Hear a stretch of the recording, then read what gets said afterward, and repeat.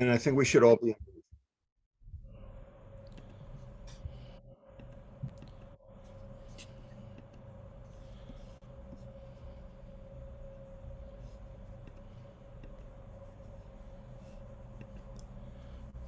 All right. Great. Well, welcome to the Swedish Metabolic Health and Nutrition Symposium, CME, on the Metabolic Matrix. I'm here today with my distinguished colleagues. Used to say, is there a doctor in the house? There's Dr. Lustig, Dr. Harlan, Dr. Gao, and Dr. Kornstadt are all here today with me, each with their specialties in various areas that have contributed to the development of the metabolic matrix.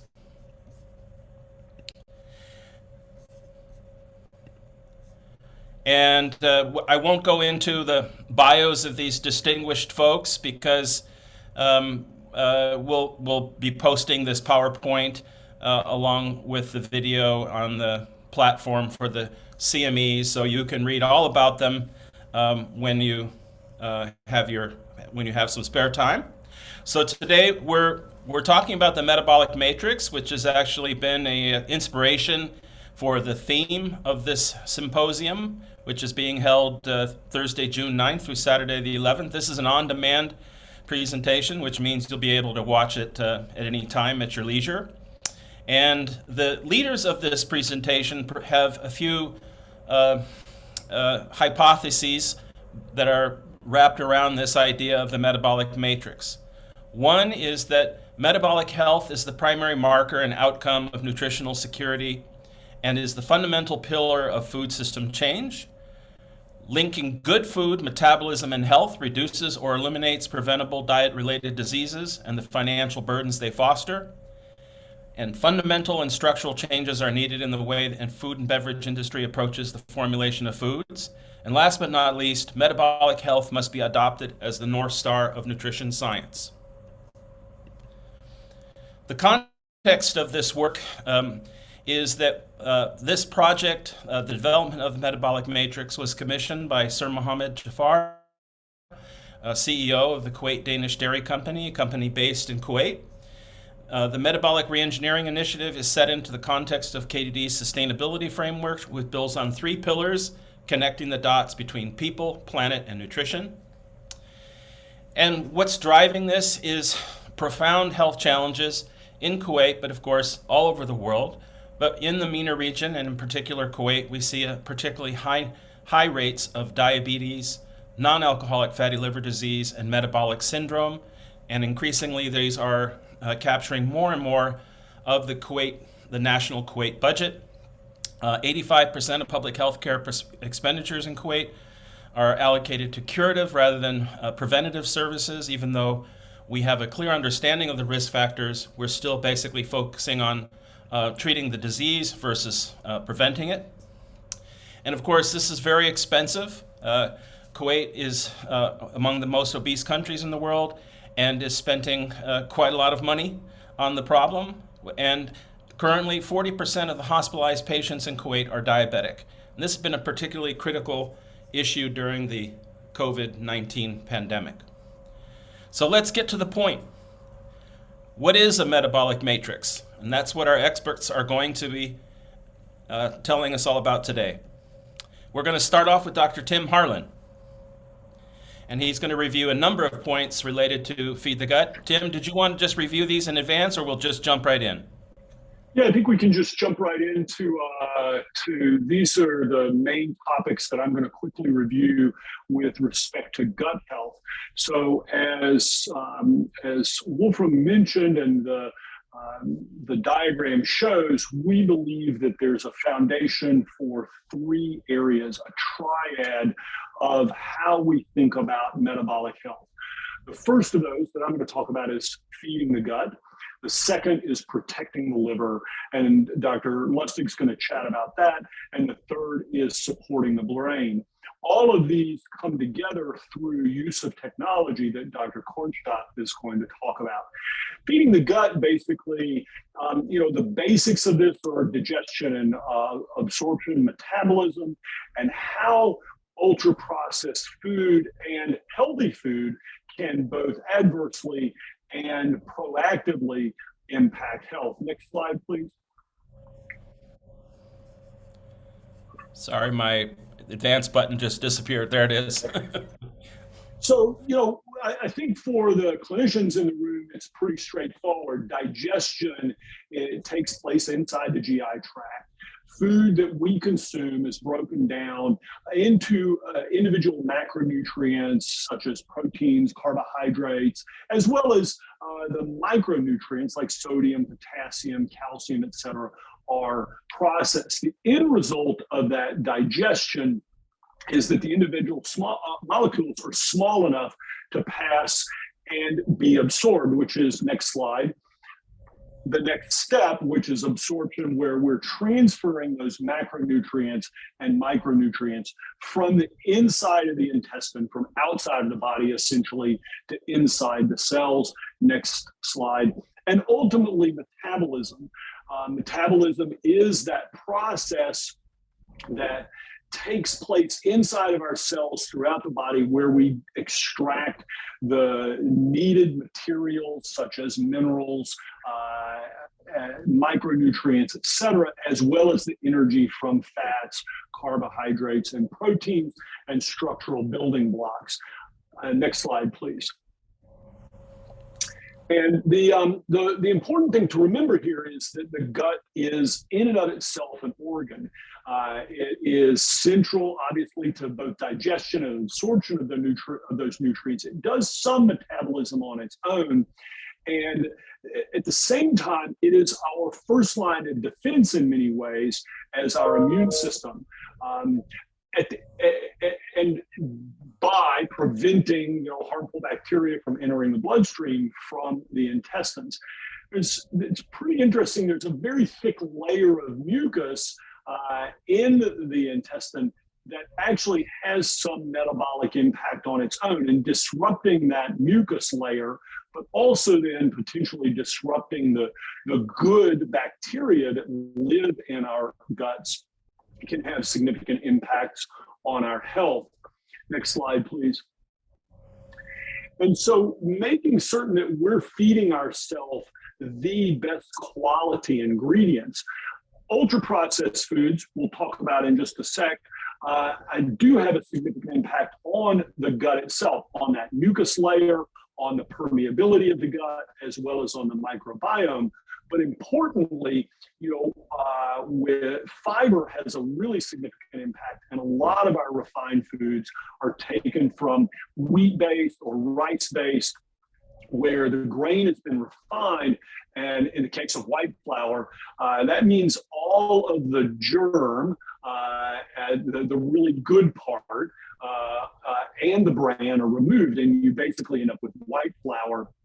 And that ultra-processed carbohydrates and ultra-processed sugars from things like high fructose corn syrup, artificial stabilizers, preservatives, etc., has a significant impact in damaging both this mucinous layer, this mucus layer of the gut permeability, as well as the microbiome itself. Next slide, Pete, please. And the reason that it's important to reduce the processing, and we're using grains here as our primary example, is because that fiber that's in the bran and the germ that's stripped away has a whole host of impacts. It delays gastric emptying, which helps regulate bowel function, and it increases satiety, or the satisfaction. We feel fuller.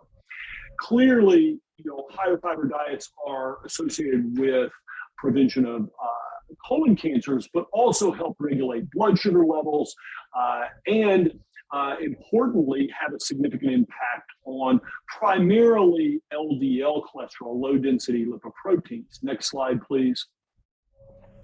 And it's really critical when you look at how fiber has an impact. This is a pretty straightforward slide, basically showing the correlation and inverse relationship between fiber intake and all-cause mortality. So higher fiber, improved mortality; higher fiber, lower rates of coronary disease; higher fiber, lower rates of diabetes and colon cancer.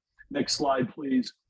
And really important in this equation with respect to fiber, and it's only one aspect of what we look at with respect to the metabolic matrix and ultra processed foods. But as an example, high fiber diet clearly has an inverse relationship with both glucose, blood glucose surge after a meal, but also insulin surge after a meal.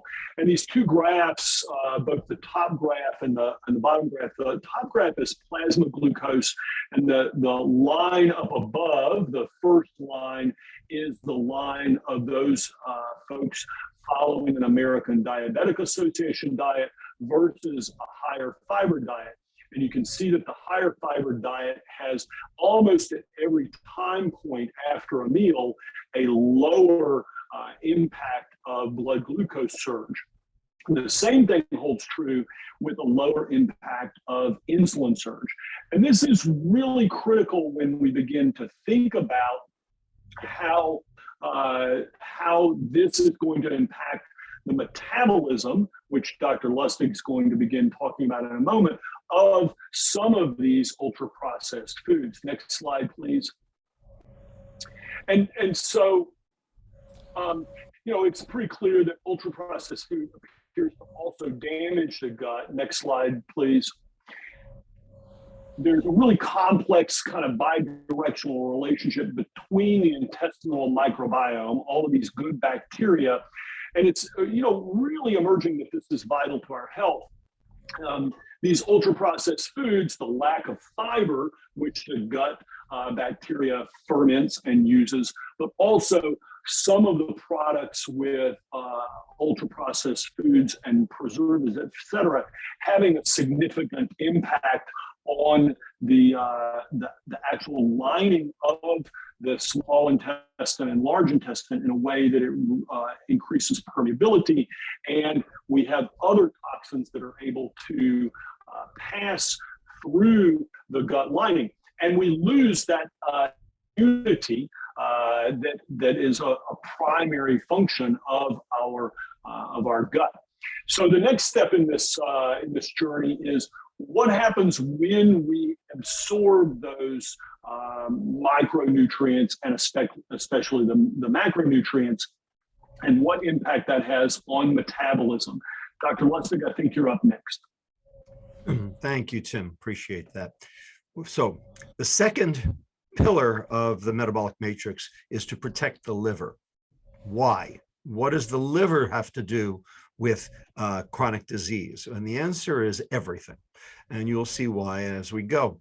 What I'm going to show you next slide is the fact that obesity, which is the usual suspect and culprit in terms of the genesis of chronic metabolic diseases such as type 2 diabetes, hypertension, dyslipidemia, cardiovascular disease, cancer, dementia, polycystic ovarian disease, etc. All these chronic metabolic diseases are actually secondary to a phenomenon we call insulin resistance. When insulin, the molecule that normally shunts energy to adipose tissue, is not working right.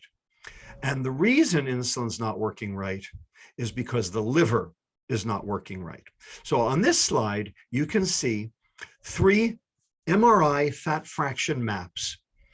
On the left, you can see an obese person. Notice the love handles on the sides, but I want you to take a look at the liver in the red circle. Notice it's dark.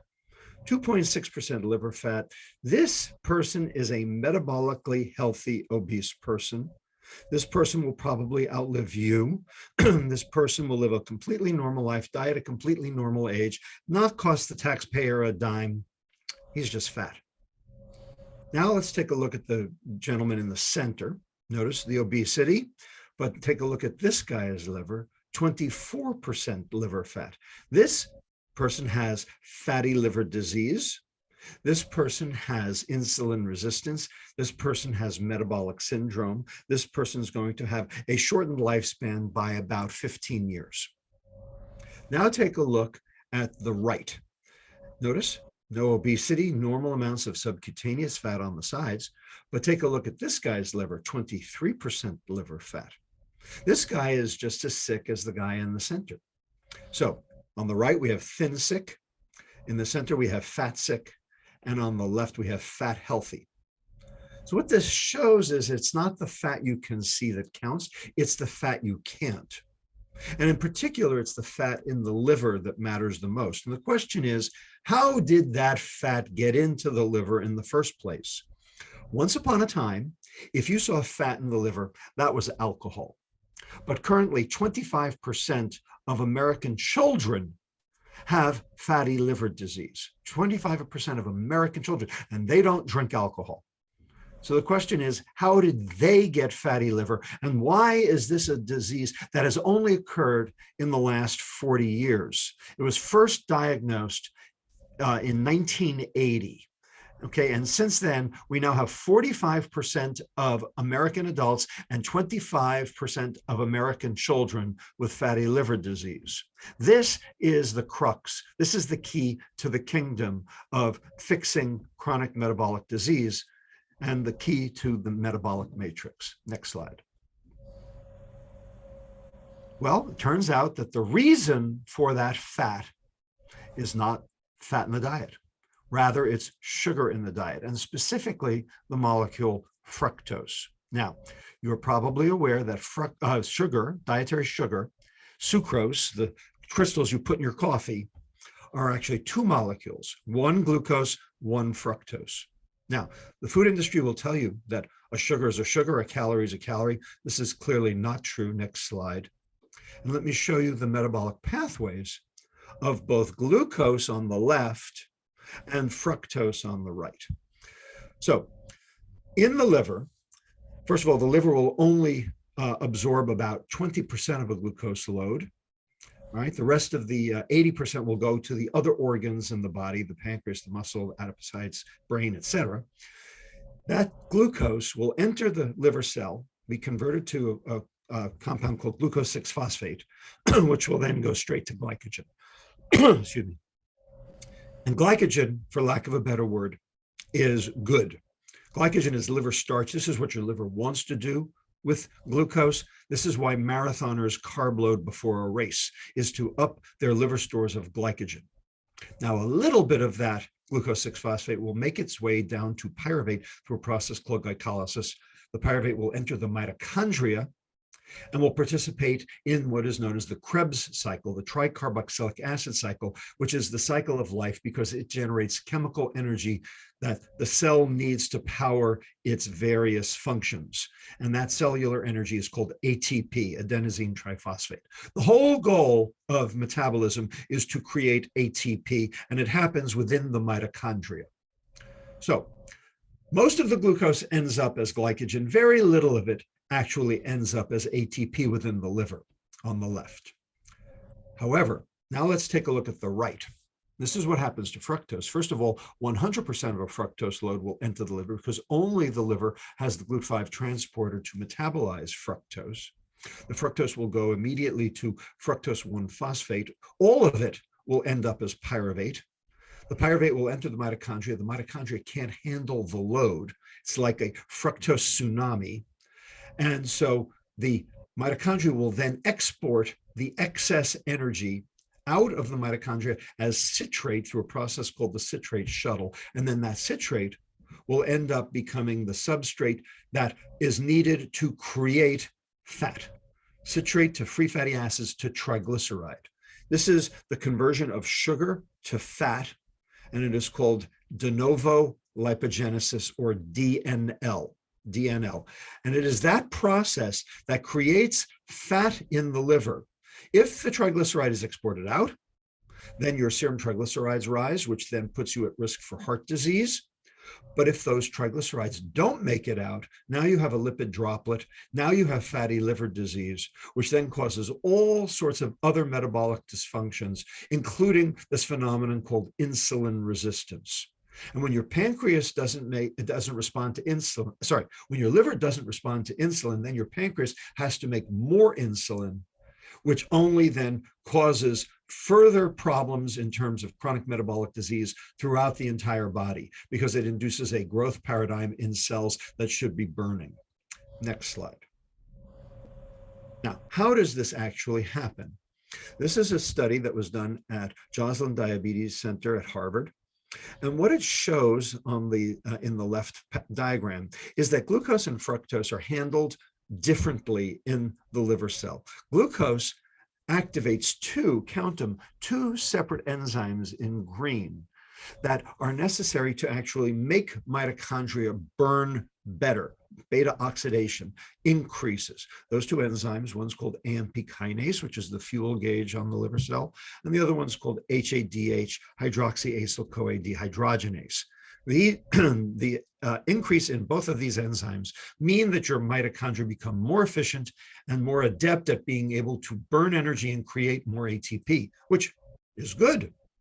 However, fructose in red does virtually the exact opposite. In fact, fructose inhibits three separate enzymes. It inhibits AMP kinase, it inhibits ACAD-L, acyl-CoA dehydrogenase long chain, which is in the mitochondria. It's the first step on the way to fatty acid beta oxidation. And lastly, it inhibits CPT1A, carnitine palmitoyl transferase 1A, which is the enzyme that regenerates carnitine, which is the shuttle mechanism to get the fatty acids into the mitochondria in the first place so that they can be oxidized. Ron Kahn, the CEO of Joslin, himself said the most important takeaway of this study is that high fructose in the diet is bad. It's not bad because it's more calories, but because it has effects on liver metabolism to make it worse at burning fat. As a result, adding fructose to the diet makes the liver store more fat, and this is bad for the liver and bad for whole body metabolism. I agree wholeheartedly. Next slide. In our clinic at UCSF, we took 43 children with metabolic syndrome, with fatty liver, all high sugar consumers, all making large amounts of triglyceride, all with fat deposition in the liver, just as I've shown you. And what we did was we figured out what they were eating on their home diet. And then next slide, for the next 9 days, we took the sugar out of their diet. We catered their meals to be no added sugar. We took their percent calories of added sugar from 28% down to 10%. Now, if you do that, you're going to lose about 400 calories a day out of the diet. And if you do that for 10 days, you might lose weight. We didn't want them to lose weight. We wanted them to stay the same weight. So we had to replace the sugar with something else. We gave them extra starch. So what we did was we took the pastries out, we put the bagels in, we took the sweetened yogurt out, we put the baked potato chips in, we took the chicken teriyaki out, we put the turkey hot dogs in. So we didn't give them good food, we gave them lousy food, we gave them processed food, we gave them kid food kids would eat, but it was no added sugar food. We gave them a scale, and every day we'd call them up on the phone, what'd you weigh? And if they were losing weight, we told them eat more in order to keep their weight constant. And then we studied them 10 days later. And what we found was that liver fat went down 22%. The de novo lipogenesis, that turning sugar into fat, went down 46%. The VLDL, triglyceride, went down 49%. Visceral fat went down 7%. And next slide, most importantly, their pancreases started making insulin properly. In other words, we reversed their metabolic syndrome just by getting the sugar out of their diet and replacing it with starch. Can you imagine how much better they would have been if we hadn't replaced the starch? Next slide. In addition, fructose plays a trick on the intestine. It actually causes intestinal villi, which are the absorptive machinery of the intestine, to actually increase. So when you have high fructose in the diet, you end up absorbing more calories, which then go to the liver to cause this insulin resistance problem. And you can see how much higher the villi are. The actual length of the villi actually increase due to the addition of fructose, because fructose activates a growth program inside the villi. Next slide. Well, so what that means is that we have to reduce our total sugar intake. Well, unfortunately, that's kind of hard using ultra-processed foods. Next slide. Because they are everywhere. So if you take a look, You expect to find sugar in beverages, of course. You expect to find sugar in candy, cakes, and ice cream, but it's also in the fruits and vegetables, starchy foods, meat, fish, and eggs, dairy products, fats, and sauces, and salty snacks. In other words, it's throughout the entire diet. And in fact, 56% of the food sold in America is ultra-processed food. It accounts for 62% of the sugar in the American diet and 67% of the sugar in children's diets. And that means that in order to fix this fatty liver disease problem in children, we have to fix the ultra-processed food problem. Next slide.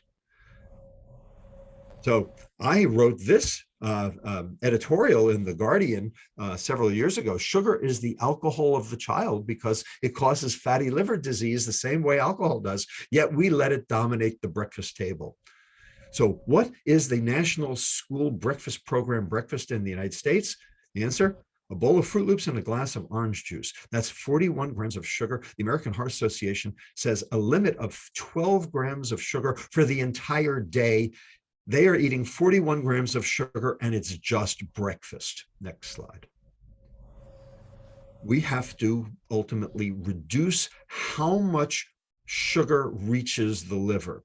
And the way to do that is to reduce a phenomenon called glycemic load. Next slide. Now, people talk all the time about the glucose response. In fact, people wear glucose monitors now to try to reduce their glucose response. A study done in Israel several years ago actually did this, and they were able to predict the glycemic responses for different foods in individual people, and then give them a personalized nutrition predictor, which was they were able to then reduce their glucose excursions, which really is a proxy for their insulin response. And the whole goal is to get the insulin down. So by reducing the glucose excursion, you can get the insulin down. And that's the goal for metabolic health. Get the insulin down. Next slide. Well, turns out the easiest way to get the insulin down is to stop bolusing. So what bolus is glucose in your blood? Well, ultra-processed foods such as white bread, that will give you the highest glucose response. You can still eat carbohydrate, but it should be in the more natural forms, for instance, beans, legumes, because they end up causing reduction in the rate of breakdown of the glucose molecules so that you don't get this tsunami of glucose. The way to think about this is, rather than glycemic index, is glycemic load. So glycemic index is how high will your glucose go when you eat 50 grams of carbohydrate in a given food. That's irrelevant. The question is, how much food do you have to eat to get the 50 grams? An example of this is carrots. So carrots, if you ate 50 grams of carrots, your glucose would go pretty high. How many carrots do you have to eat to get 50 grams of carbohydrate in carrots? The answer is 700 grams of carrots, 1.4 pounds of carrots, right? You have to be Bugs Bunny to be able to do that. The fact is that the reason carrots are okay is because of the fiber. And everything that is high fiber is automatically low glycemic load. Fructose is low glycemic load, but it turns out that because fructose poisons mitochondria, this is irrelevant. So the whole concept of glycemic index is really just junk, okay? Glycemic load is what counts. Next slide. Next slide. And you can see that here on this slide. This is the same picture Dr. Harlan showed you on the left in terms of what a high fiber diet does to plasma glucose. All right, but look what it does in comparison to, say, a low carb diet in diabetics. Basically, a high fiber diet and a low carb diet gives you about the same glucose excursion, which means that you're suppressing the insulin response, and that's the goal. So a high fiber diet will not just feed the gut, but it will also protect the liver. Next slide. Lastly, penultimately, appropriate hydration. Next slide. So people think that it's really important to hydrate because that's the way to get rid of sodium. All right. And there's a little bit of truth to that. You will pee out sodium if you increase your hydration because your kidneys will function a little bit better. But in fact, the real reason to maintain hydration in the metabolic, when you're trying to treat metabolic syndrome, is on the next slide. Because it turns out that the enzyme that activates fructose metabolism in the liver, called ketohexokinase, is under the control of the hormone vasopressin through the vasopressin 1b receptor. And so when you are dehydrated, your vasopressin's up, your vasopressin 1b receptor is activated, your ketohexokinase is activated, and so fructose ends up undergoing more de novo lipogenesis. But hydration can actually reduce that. So maintaining appropriate hydration will actually help stave off metabolic syndrome. The problem is that's not with sports drinks, which is what, unfortunately, what the food industry is trying to peddle. Next slide.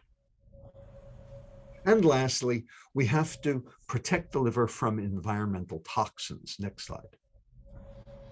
So the intestine, as Dr. Harlan mentioned to you, has a mucin layer covering it that keeps the bacteria, the lipopolysaccharides, the cytokines, all the bad stuff in the intestine away from your bloodstream. Now, if you do not feed the bacteria in your intestine, your bacteria will feed on you. It will actually digest that mucin layer. And what that will do is that will expose the spaces in between the intestinal epithelial cells.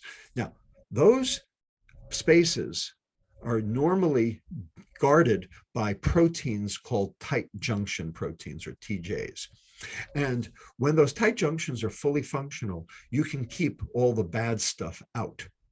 However, if those tight junctions were to be perturbed, then the spaces between the intestinal epithelial cells would widen. You would end up with a phenomenon called leaky gut, and all those bacteria, polysaccharides, cytokines would be able to enter the bloodstream, and then they would be carried straight to the liver where they would cause inflammation. Next slide. Well, it turns out one of the phenomena that does that, one of the things that causes that to happen, is fructose. Fructose causes dysfunction of those tight junction proteins. There are other things as well, for instance, gluten in patients who have celiac disease. But the bottom line is that if you translocate bacteria and lipopolysaccharides from the outside in the intestinal lumen to the inside in your blood vessel, it's going to go straight to the liver and cause systemic inflammation, insulin resistance, and chronic metabolic disease. So the goal of the metabolic matrix is to protect the liver from fructose, from branched chain amino acids, from heavy metals, and from other pesticides and other things that are in our food that actually cause metabolic damage. With that, I'll close and hand it off to Dr. Gao.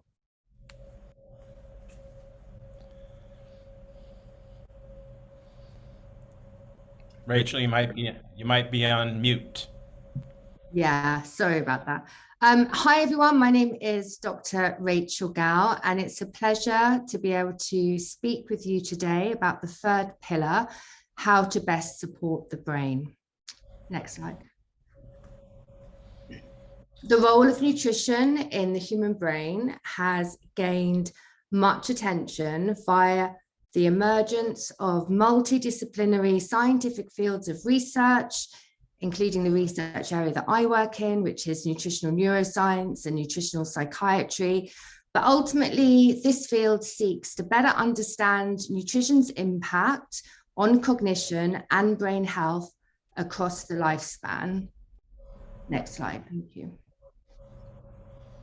So the brain is the fattest organ in the human body, and around 60% of the dry weight of the brain and retina is made up of complex, specialized, and unique fats called lipids.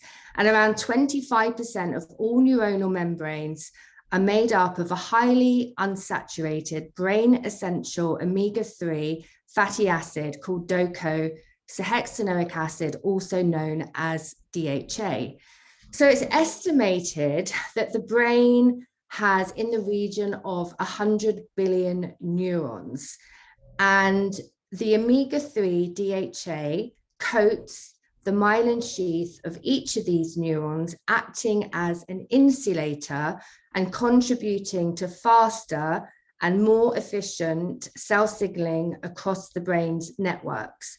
So both omega-3 eicosapentaenoic acid, also known as EPA, and DHA play a role in the regulation of our serotonergic and dopaminergic systems in the brain, which of course enable us to feel happiness and well-being, namely serotonin, and also dopamine, which enables us to feel pleasured, rewarded, and motivated.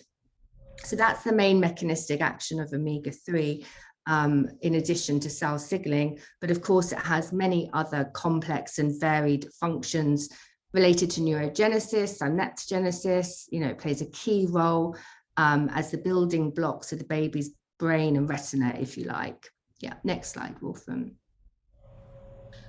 So omega-3s are, as I said already, brain essential. They perform significant critical functions throughout the central nervous system.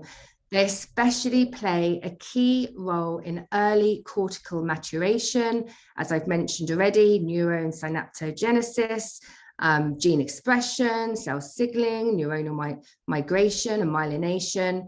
And essentially, because they are not made by the human body, they must be obtained via the diet. We can ensure that we are receiving adequate amounts of omega-3 by eating at least 2 portions of oily fish and seafood, such as wild Alaskan salmon, mackerel, sardines, rainbow trout, seafood such as shrimp and oysters. We can also eat foods fortified with omega-3 or take supplements if we don't eat fish and seafood, but we should be aiming for at least 500 milligrams of combined EPA and DHA daily for optimal brain health. Next slide, please.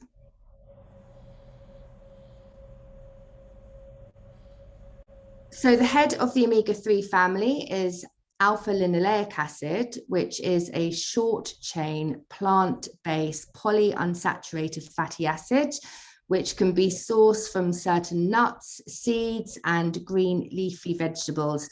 However, the conversion process from ALA to EPA and DHA is highly problematic and mediated by a variety of complex functions, including genetics and many other factors. Next slide, please. The balance of omega-3 and 6 in the brain is absolutely critical. And research estimates show that the average person following a Western type diet, or the standard American diet, also known as SAD, is consuming 20 times the amount of omega-6 to omega-3, and therefore the intake and ratio of omega-6 to omega-3 is imbalanced, when optimally it should be around 4:1. And in Paleolithic times, it was estimated to be around 1:1. So an imbalance can result in inflammation in the body and the brain. And there's a general consensus among those working in the field of nutritional psychiatry that underlying much of mental ill health is inflammation in the brain. So it's important to remember that omega-3s are anti-inflammatory, whereas omega-3s are pro-inflammatory. Next slide, please. So the head of the omega-6 family is linoleic acid, also known as LA, and is widely present in all commercially available ultra-processed supermarket foods in the form of soybean oil. So linoleic acid competes with omega-3 for desaturation and elongation, and competes for space in the body and all neuronal membranes. Arachidonic acid is a precursor to inflammatory prostanoids and leukotrienes, which play a significant role in psychiatric disease and depression. So it's important to consider that when adding the omega-3s, EPA and DHA into the diet, that they will be competing against a very large backdrop of the omega-6 linoleic acid, especially in those following a Western type diet. So there's no doubt that we need omega-6 polyunsaturated fatty acids. Arachidonic acid, for example, is our body's natural response to injury. It alerts us to a wound, it creates inflammation, signaling for us to tend to that wound. However, increased and chronic inflammation in our body and brain increase risk for poor brain health as well as metabolic disease. Next slide, please. So omega-3s are absolutely critical during pregnancy, and as I previously mentioned, can be considered as the building blocks of the baby's brain and retina. In fact, there is a preferential uptake of omega-3s across the placenta during the last trimester of pregnancy via a process called biomagnification, which continues during the first 18 months of life during the transfer of milk via the mother. And we know that babies born prematurely have an increased risk of various neurodevelopmental conditions, including global developmental delay, premature retinopathy, ADHD, dyslexia, and more. Next slide, please. A recent study published in the Nutritional Cognitive Neuroscience Journal in 2015 reported that omega-3s showed potential as a nutritional therapy to prevent dysfunction in the aging brain. And we know from epidemiological longitudinal studies that those following a Mediterranean type diet rich in nuts, seeds, green leafy vegetables, oily fish, extra virgin olive oil, have lower rates of physical diseases, cognitive decline, depression, and increased longevity. In other words, people following this type of dietary pattern live longer. Next slide. There is a wealth of clinical trial data showing the links between nutrition and mental health. One only has to go over to PubMed and put in those keywords and over 1,000 articles will appear. But especially omega-3 has been found that early dietary intervention with omega-3 rather results in improved cognitive development in infants and improved ability in terms of problem solving, improvements in literacy, in particular significant gains in reading and spelling, reductions in clinical symptoms of ADHD, improvements in sleep, and in addition, significant reductions in clinical symptoms of depression. Next slide, please. So there are several meta-analyses that confirm a small to modest effect size in reducing clinical symptoms of ADHD in children compared to a placebo. And also, as I'd mentioned earlier, one of the key mechanistic actions of omega-3 is in the regulation of our serotonergic and dopaminergic systems, which govern happiness and well-being, pleasure, motivation, and reward. And the largest body of evidence for the therapeutic role of omega-3s is also in depression, with quite a moderate to large effect size. Next slide. There are, of course, other brain selective nutrients required for our brain health, and these include the vitamins A, C, D, E, iron, iodine, zinc, magnesium, selenium, of course, the omega-3 fatty acids, amino acids such as tryptophan and 5-HTP, which are precursors, of course, to serotonin, L-theanine. Pre and probiotics can be beneficial, as Tim already mentioned, and are critical for brain health because of the bidirectional relationship, of course, and also because 80% plus of serotonin is made in the gut and then transported via the vagus nerve directly into the brain. But brain selective nutrients facilitate brain function at molecular and cellular levels, especially in terms of neurotransmitter function. And brain selective nutrients can safeguard against poor brain health, reducing risk of depression, anxiety, attention deficits, and more.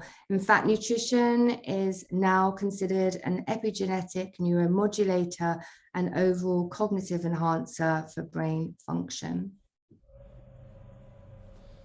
All right. Thank you, Dr. Gao. Dr. Kornstadt. Well, thank you very much, Wolfram. I think I just do it as Tim did, so just skip this one and Jump right in. exactly.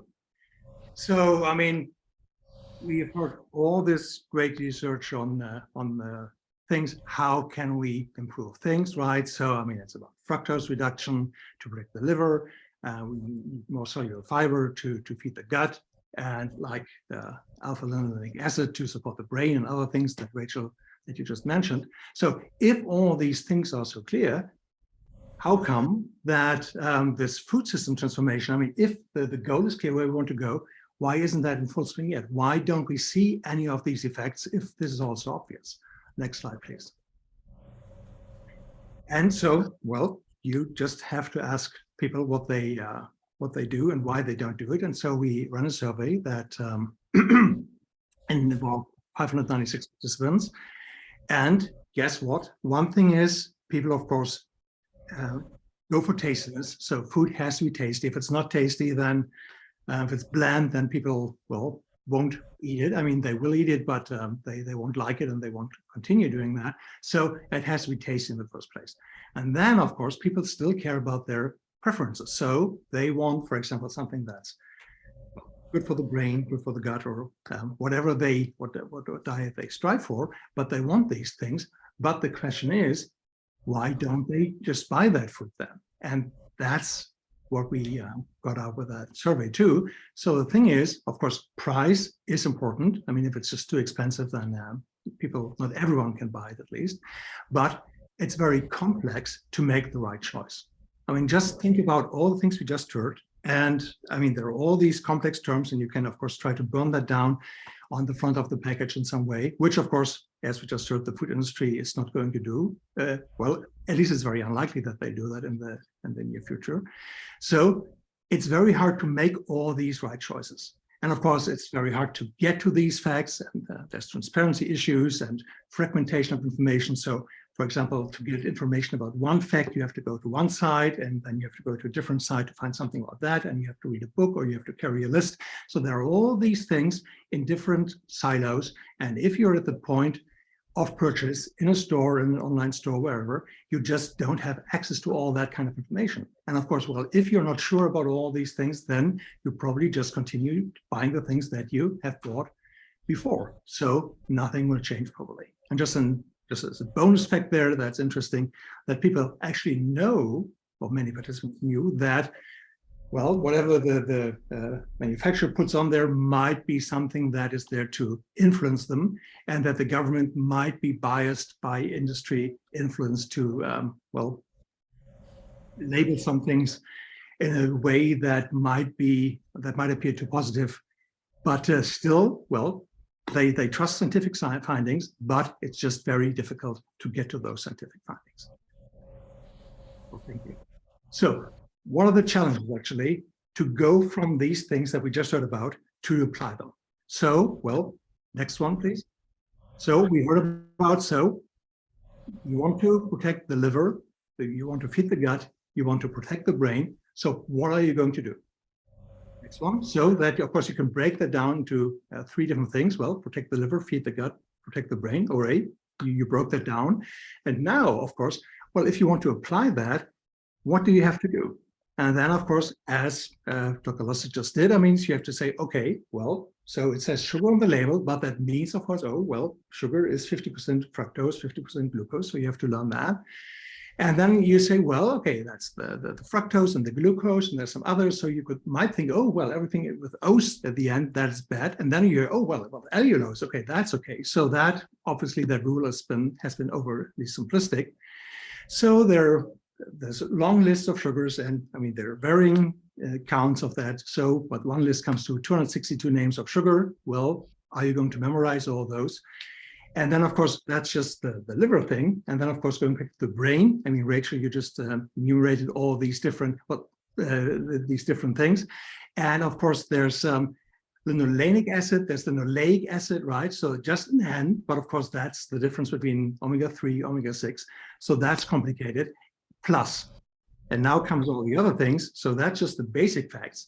And then, of course, Wolfram, just one back, please. Oh, sorry. Yeah. Yeah, so I mean, that's just the core that I just talked about. But then, of course, there's all this extra stuff. So just this misleading claims thing, So for example, well, okay, people learn about ALA and they say, okay, well, I need more of that in my food. But of course, it might also be high in fructose. So just to pamper it over and say, well, yeah, well, it's high in ALA, and oh, I've read ALA is good, I just buy that. Well, it might just be very bad for your liver still. So there's a plus on the one side, but a negative thing on the other side. And those things don't even each other out. It's still bad. And even if you put ALA in it, that doesn't reduce the fructose thing. And then there's this intentional obfuscation thing. I don't have to go through all of these, but just one more. So knowing that sugar is bad, well, okay, what can we do about that? Then some makers of food just say, well, we just put fruit juice in there. Fruit, well, has a very positive image, right? Nothing can be said against fruit. Well, if it's just stripped of the fiber and there's no more fiber in it, it's just a fruit.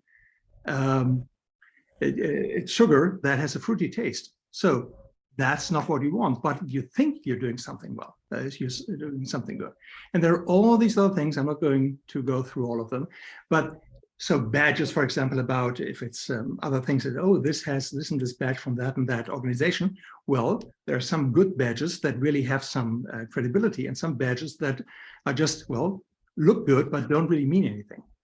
And then, of course, the thing is that most people don't just care about these three things, but about other things too. Well, they want palm oil free or vegan or non-GMO or cruelty free, whatever. And that, of course, just adds to the complexity of the whole thing. And if you have to put yourself into the shoes of someone who tries to make an informed decision about what to buy, you see all these things. And I mean, you can try to do that, but basically what most people do at some point, they say, well, okay, I tried, I made a valiant attempt to do that, but I just give up. And of course, what happens when you give up? Nothing changes, so you keep the diet and you keep buying the things that you have been buying all the time. And of course, that's not what we want. So the question is, next slide, please. So the question is, what can we do to really get that transformation going? And of course, first of all, is what we heard in the beginning of this talk. You need to have all the research to figure out what is bad for you and what is good for you. So that's the solid foundation, period. Then, of course, the other things are, well, it's just too complex to make these decisions. So there needs to be a reduction in complexity. You need to trust these things that you need to be able to trust the sources you're dealing with. It has to be easy to use, and you have to be able to personalize it, because one person wants this, another person wants that, like the added non-GMO or vegan or whatever, and there's no one size fits all thing, and you have to accommodate for these things. So how can you do that? Next, please. One approach is to use the branded filter.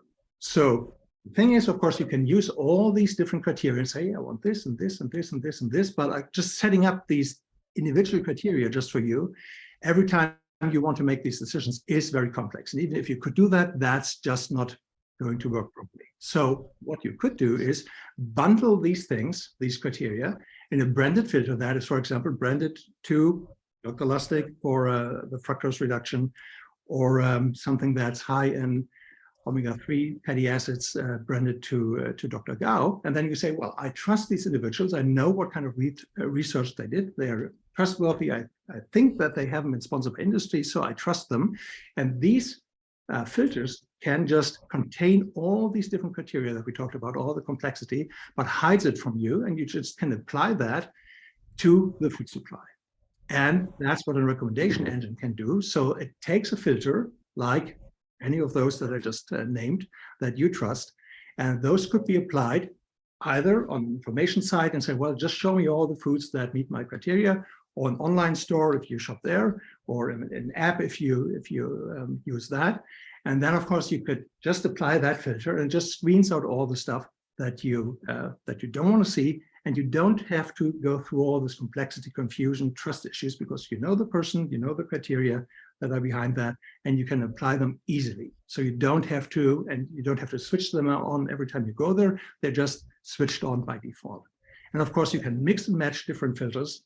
We think that's important too. So it's not this burnt-in set of filters that you're just going to use when you go to that site, but you can apply your own filters, like I said, extra non-GMO, vegan, whatever on top of that. So you have your personalized set of things, and you're just going to see the things that you want for yourself, and you're not distracted by all kinds of other information that might be thrown at you at some information sites. So here's just one example we did for the Hypoglycemia Support Foundation, the roller coaster free thing, just to give you an example. So that shows you it's just a branded filter. That's what people would see. To the Hypoglycemia Support Foundation has a name that people can remember, just roller coaster free, because you avoid the blood sugar roller coaster.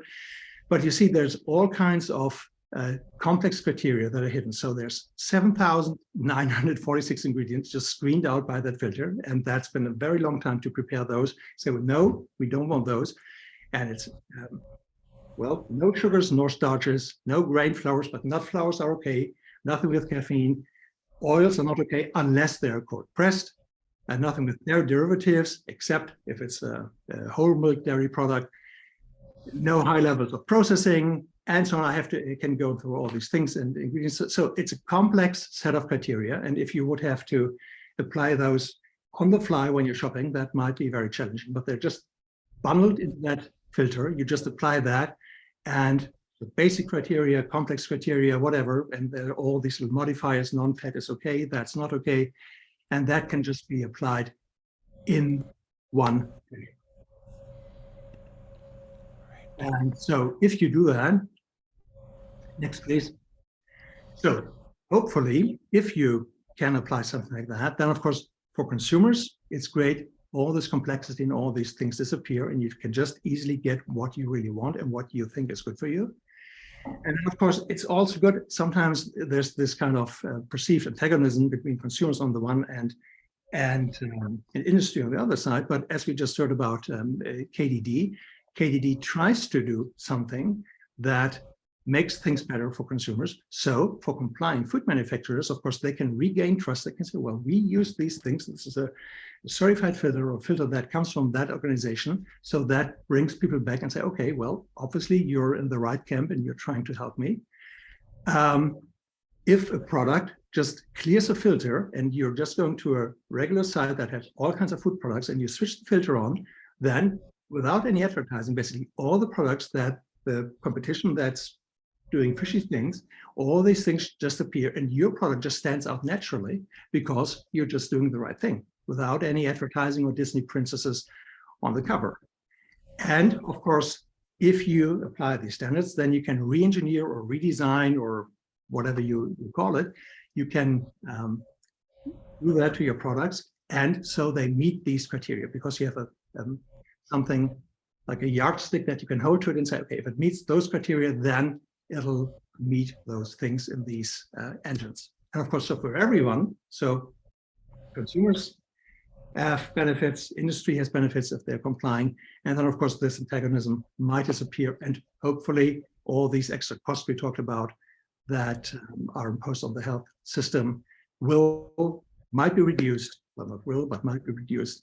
So this food system transformation can actually happen. Well, thank you. Thank you all, Dr. Kornstadt, Dr. Gao, Dr. Harlan, Dr. Lustig. I know we have very limited time and you have to run off to other appointments, but I think maybe one key question, why the brain, the gut, and the liver? You know, there's dentists are increasingly concerned about metabolic health, optometrists, dermatologists. So please feel free to jump in. You know, why the focus on these three organs? We know that metabolism affects virtually every part of the body. So why the focus?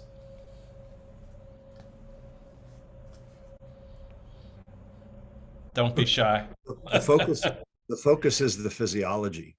Okay, when you actually look at what causes chronic disease is the disease of mitochondria. Ultimately, mitochondrial dysfunction is what leads to chronic disease. What we've learned is there's no drug that gets to the mitochondria, but food does. Unfortunately, food can get to the mitochondria to do good, like glucose, or to do bad, like fructose. So understanding how these different organ systems ultimately impact on mitochondrial disease is what's key to understanding why these three, the liver, the gut, and the brain actually fit together. And there's a complex crosstalk between these three that control energy metabolism in the organism that ultimately impacts longevity or chronic disease and death. So these are the three that make the most sense. Thank you. I'll stop now because I know, Dr. Lustig, you've got to jump off, and I just want to thank everybody for your participation and Swedish Health Care for hosting this conference. And again, thank you all for your contributions to the Metabolic Matrix. Great being with you. Thank you.